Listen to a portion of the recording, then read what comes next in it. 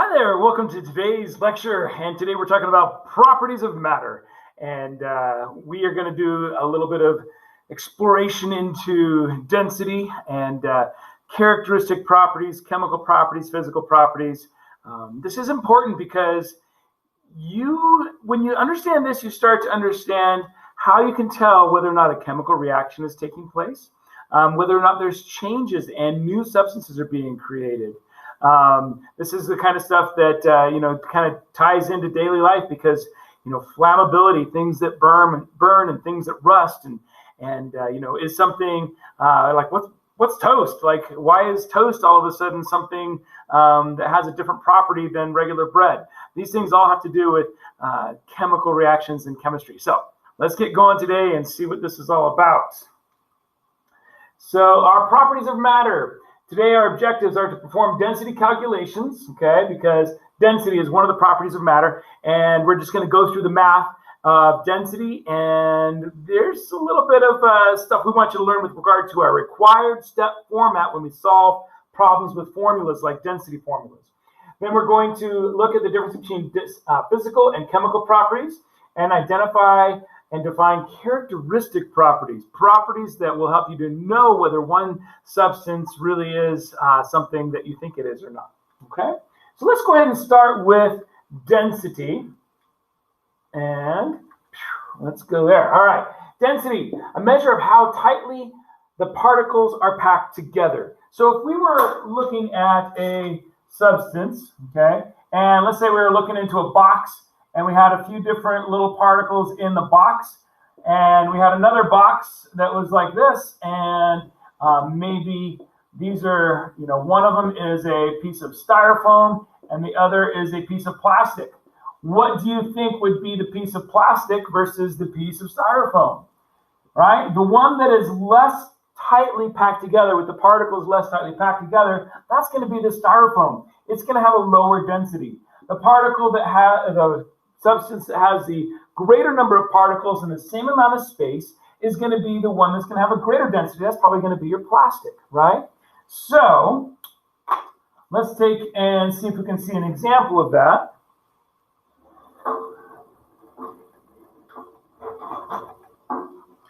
Okay, so we're going to just kind of zoom in here real quick.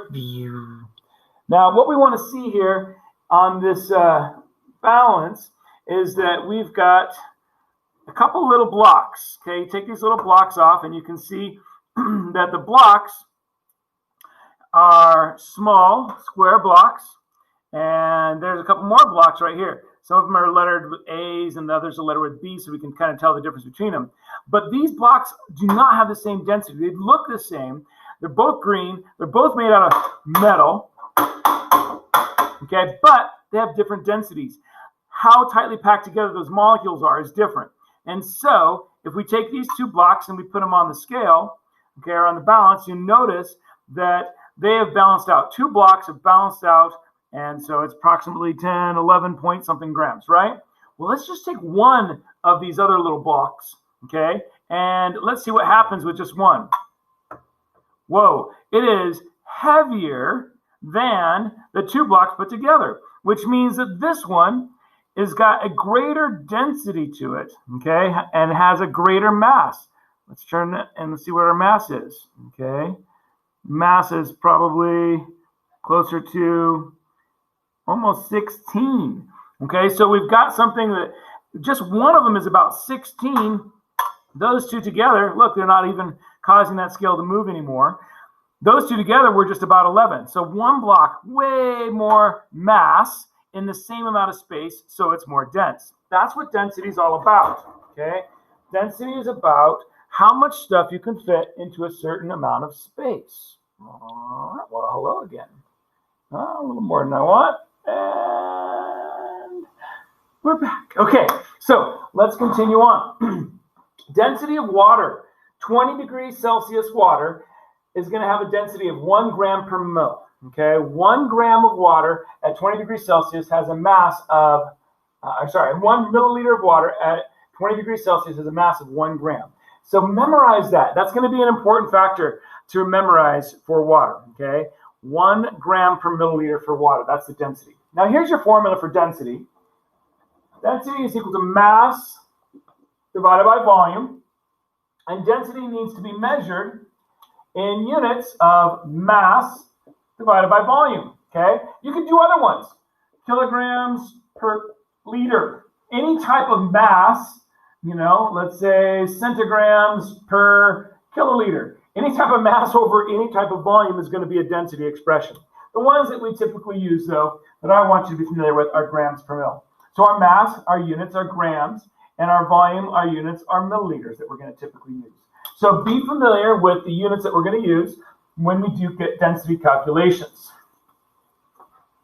All right, so when we do problems that are in the step format, okay, what we want, anytime we have a problem that I give you a formula that you're going to use to solve, I want you to make sure you use what we call our required step format, and it's going to spell out GEMS. Okay, it's going to spell out GEMSS. So if I say use GEMS, then I'm talking about using this required step format. Okay, you need to show all your work, and this is the way you should show your work. Okay, and we use a little acronym just to help you. G stands for givens. Write down what you know and what you don't know.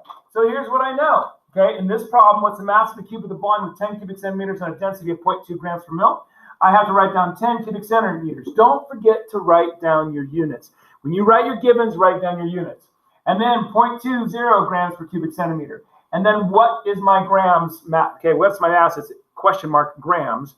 Make sure you say, what am I looking for in grams? Question mark is going to do just fine there.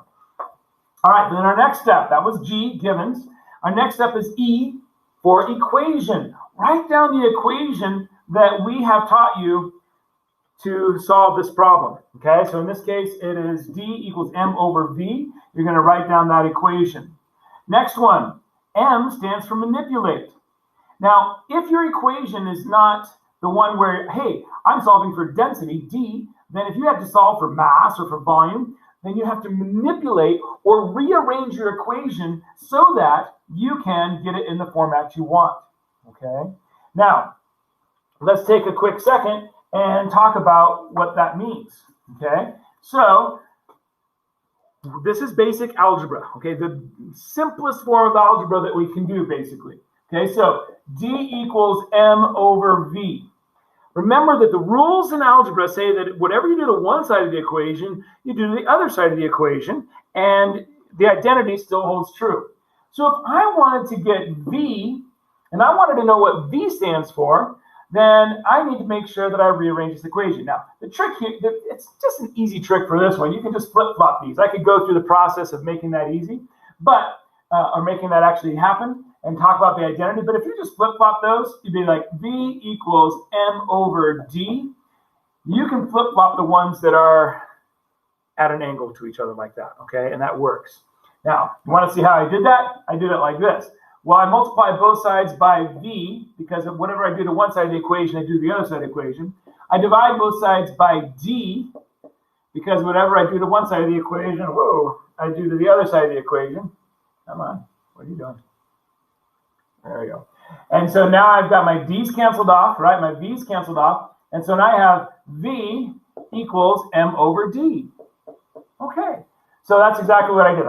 Like I said, it's really easy to just flip those two, okay? But if I'm doing the other one, let's say I have the original density equation, and I want to solve for M.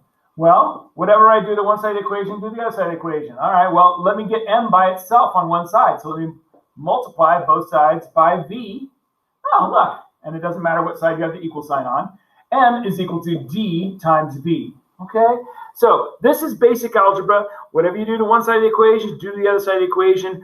Variables that are the same cancel out with each other if they're on top of each other, right? V divided by V is 1, right? It's an identity. V divided by V, any number divided by any number, no matter what those numbers were, that's going to be equal to 1. And so if I do that, oh, that's just 1. I'm multiplying it by. Okay, sweet. No big deal, right? Woo, that's an eraser. Okay. And then, you know, the same kind of thing. If I multiply both sides of the equation, I want to multiply both sides of the equation, divide both sides of the equation, divide both sides of the equation. That's kind of that. That's the basics of that. Okay. So let us go back to step S. So now we've done G-E-M, gems. This is S for substitute. Now you need to show your work in this step, and in this step, make sure you show your units. Substitute step, I need to plug in the values that I had up here into my equation right here. So look, here's my mass, looking for that question mark. Oh, there it is, mass question mark. Here's my 10 cubic centimeters for volume. Well, look where my volume was, right there. Look, 10 cubic centimeters, it's right there. Here is my 0.20 grams per cubic centimeter density. Well, look where my D was, right there. Well, oh, look, it's right there, 0.20 grams per cubic centimeter. So mass is equal to this. I plug it in, I substitute it or plug it in, including my units. And then my final step is to solve it. Okay, final step is to solve it. Now I just have to go into my calculator, plug those values in, and express my answer. Now, when you express your answer, don't forget the units, okay? And make sure you box all your answers. Not circle, box your answers. That's what I need when you're showing your work. So that's the answer, 2.0 grams would be my mass in that case, okay? So that's the required set format. That's GEMS, given, equation, manipulate, substitute, solve. And anytime I give you a problem that uses a formula to solve, use GEMS. Cool? Here we go. Let's just see what it would look like if we were practicing another one of those. Here's your turn. What's the density of a block of a substance that occupies 12.8 cubic centimeters and has a mass of 34.00 grams? Okay. Pause it and figure it out. Pause it. Okay. Now you've come back and you paused and you did this all and you're amazing and this is what you got. Let's see how you did. Okay. First thing we do is we do our givens, right? And our unknowns. So that's the G, the givens and unknowns. So we write out all those. Make sure you have the units, right, that you're showing and your question mark units. And then you write your original equation, the E. In this case, density equals mass divided by volume, just like before. But we don't have to manipulate. This one's not necessary. Why? This is a free point for you because if we give it to you in exactly the, if we're asking for density and that's the formula that you know, then you don't have to remanipulate. But anytime we give you something that we're asking for, like volume or mass, then you're going to have to show the manipulation steps. Show us that the formula is actually something different, that you had to manipulate it. And then substitute. Plug those values in, including units. Take them into your calculator. Do that in your calculator, box your answer, right? And then you'll have your final answer there. Is that what you got? 2.66 grams per cubic centimeter? I bet it was. Good job. I'm proud of you. All right, let's go on. You can practice these more. Here's another one if you'd like to practice. We're also going to practice some of these in class if you have a chance. If you have questions, okay, when we come back into the hybrid set, you can come back and you can practice these in class if you'd like. Man has 50 cubic centimeters. Bottle completely filled with 163 grams of a slimy green liquid. What is the density of the liquid? All right, so you're solving for D. Next question. Piece of metal has a density of 11.3 grams per cubic centimeters and a volume of 6.7 cubic centimeters. What is the mass of this piece of metal? Again, solve it, okay? See what you do. And again, if you want those answers, you can check with me, and I will give those answers to you. They're also, I think, maybe in your book. Those are the same questions that are in the book. What's another question? What's the volume of 325 grams of metal with a density of 9.0 grams per cubic centimeter? Again, these are all ones that you can practice. You can put these into your notes section. We can do them later as well. If you got this and you're like, yeah, every time you do it, you're like, I got this. Well, then you don't need to keep practicing. But if you're having trouble, keep practicing until you get this. Diamonds have a density of 3.5 grams per cubic centimeter. What is the volume of a diamond that has a mass of 0.10 grams? All right, physical properties. Oops, let's go back there. We want to talk about the difference between physical and chemical properties and characteristic properties, okay? So, physical properties. Why are color, volume, and density classified as physical properties? What makes color a physical property? What makes density a physical property? Well, physical properties are things that can be observed without changing, okay, doesn't change the identity of the substance. A physical property is observed without changing. So I can observe this marker is white and black and made of plastic.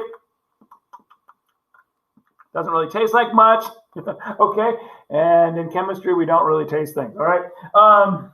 It's dangerous. Actually, back in the old days, they used to taste things all the time, even poisons. And unfortunately, I think that led to the early demise of some chemists, or alchemists anyway.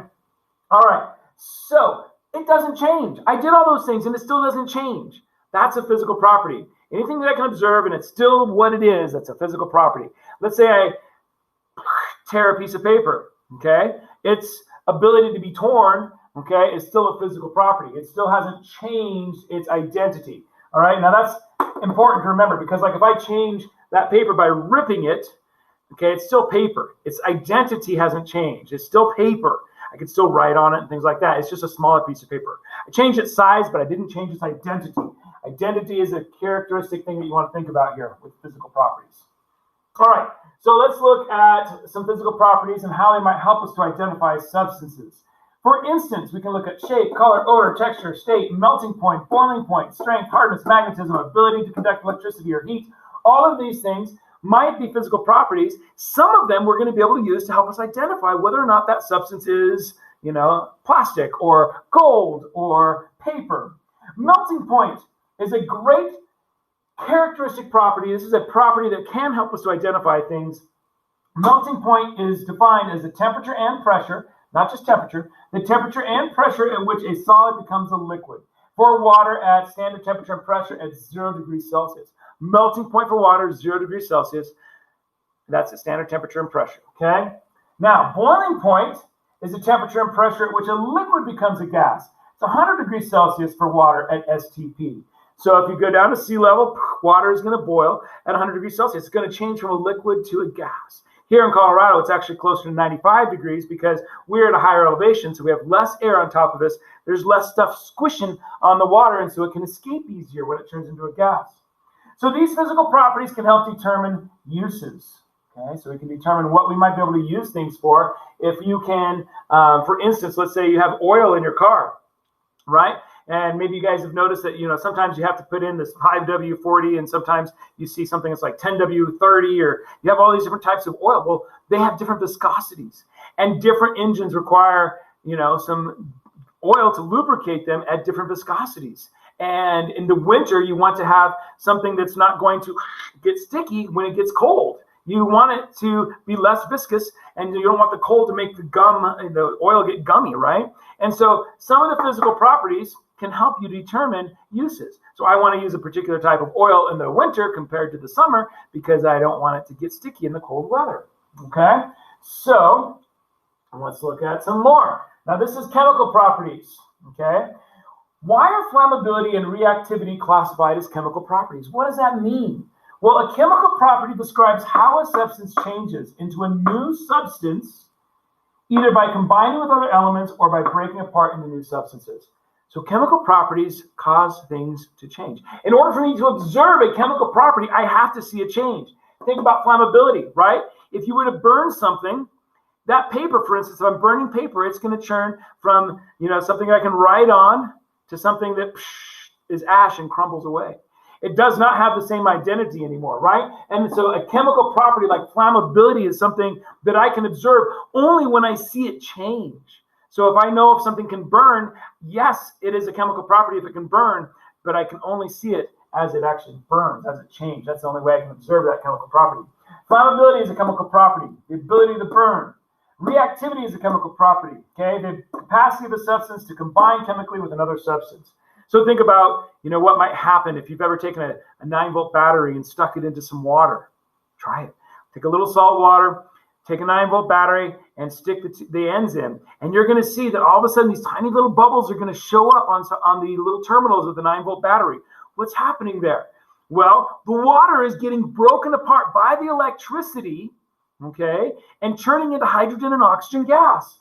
And that is reactivity. That water is reacting. It's breaking apart because of the electricity, okay? Fire is the exact same thing, but it's reversed. If I can burn hydrogen in the presence of oxygen, well, guess what? I've created water. It reacted. It's flammable, okay? So rusting is another example of reactivity, and I talked about toast. What's toast? Well, heating up bread is going to cause a chemical change in that bread, and all of a sudden the stuff becomes like hard instead of soft. What's that about? That's crazy. Well, the bread is changing its physical characteristics because it's changing its chemical characteristics as well. It's going through a chemical change, and its chemical property, in this case, is reactivity. It's reacting because of the heat and changing its chemical structure. Pretty cool. All right, and it changes taste too, right? All right, so physical chemical properties are different. Physical properties are observed without changing the identity of the substance, and chemical properties are observed only in situations where the identity of the substance changes, okay? So if you want to observe a physical property, it can happen and it's going to stay the same. Marker still marker. If I want to see chemical property change, maybe I stick the marker in some acid, and it all kind of dissolves away. All right, well, then I have a chemical change, and I've observed a chemical property. All right, so let's look at chemical versus physical properties. Take a little table, break it down a little bit. This chemical property is going to involve reactions, right, to form new substances with different properties. Physical properties do not form new substances. Evidence, what can I see? What's the evidence of chemical change? Change in color, maybe, or change in temperature, change in odor, a gas given off, liquids forming a solid. It's called a precipitate. PPT is a little symbol for precipitate. Little solid pieces coming off of two liquids. Really cool. Hopefully you can see that in chemistry. An example here might be aluminum being able to react with acid and form a gas. It's a chemical property. Combining with oxygen to form a white solid. Okay? Don't see that happen very often. We use aluminum for particular reasons. Like, why do we use aluminum cans? Why don't we use copper cans? Why don't we use sugar cans? Right?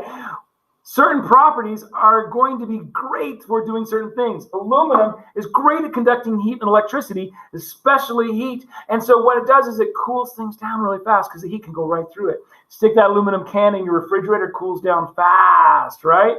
They actually first started inventing aluminum cans for the beer companies because people would buy beer at the end of the day, they stick it in the refrigerator, and it would stay warm for a while. And they figured out, hey, if we can put it in an aluminum can, they come home from work, they put it in the refrigerator, and within 30 minutes or maybe less, if they stick it in ice, right, all of a sudden it's cold, right? So that's when they first started inventing aluminum cans for beer. Okay, another example, aluminum, not flammable. We're not going to be able to burn that, right? All right, examples of zinc, shiny, gray solid. These are physical properties, not chemical. Shiny, gray solid at room temperature. Size, what's its size? 0.5 grams. Its shape, it's rectangular. Okay, if I have a little piece, maybe it was like one of those little blocks. Okay, one of those little blocks might have been zinc, let's say. Temperature, 21 degrees Celsius. It's room temperature. Conducts heat and electricity, yes. Not magnetic. Melting point, 700 degrees Celsius. Boiling point, 2,500 degrees Celsius. Doesn't dissolve in water. Its density is 3 grams per cubic centimeter at standard room temperature and pressure. Now, some of these that are bold are something that I call characteristic properties. These are things that help you to identify what that substance is. Like, how many things have a melting point of 700 and a boiling point of 2,500? Probably nothing. Probably nothing else. Zinc is probably the unique compound, or in this case, element, okay, but other compounds probably don't have the same melting point and boiling point. So this is a property we would call a characteristic property. Let's look at that. Characteristic properties are properties that are the same whether the sample of the substance is large or small. Little piece of zinc, big piece of zinc, still going to melt at the same temperature. Okay, this can often be used to help identify the substance. What are some things that might be characteristic properties? Smell, right? Some things are going to smell, and you know what they are, and there's nothing else that smells like them. Okay, but then there are some things like, skunk and something else that might smell similar, and maybe you can't tell, or maybe you can. I hope you can't. All right, conductivity of electricity. All right, melting point, conductivity of heat. Solubility, boiling point, degree of magnetism, viscosity. Each of these things might be unique for a particular substance, so you could use it to identify that substance, okay? So how much heat it conducts and how quickly, whether it dissolves in water and how well it dissolves, all these kind of things can be characteristic properties. Pretty cool, right? So we now have covered our objectives. We now know how to do density calculations. We're going to use a step format, GEMS, right? We now can distinguish between physical and chemical properties. We know that one of them causes a change, one of them doesn't. One of them can be used to, sometimes both of them can be used as characteristic properties. We didn't talk about any chemical characteristic properties, but there are some of there. Define and identify characteristic properties as well. Okay, we've done that now. We know that it's a property that will allow you to, help to identify it. It's unique for that substance. And yeah, I think we did it. All right, so hopefully you had fun today and enjoyed learning about density, how we're going to do our math problems, and our characteristic properties, physical and chemical properties. I think you guys are going to be able to use this stuff on a day-to-day basis. Things like viscosity, having to do with density, and you're dealing with oil. I mean, all that kind of stuff. All this kind of stuff is pretty unique. Things like oil, just thinking about oil, like vegetable oil versus olive oil. If you're cooking, why is it that they tell you to use vegetable oil in some cases and olive oil in others? Well, olive oil has a different temperature at which it starts to break down. Okay, it goes through a chemical change at a different temperature, a lower temperature. And so you don't want to use olive oil when you're doing frying because it actually causes the olive oil to break apart. And of course, oils sometimes can cause carcinogens to be released when you get too high of a temperature. And so you don't want to use particular types of oils because you might be causing carcinogens to release. So this kind of stuff has day-to-day applications, like everything in chemistry, right?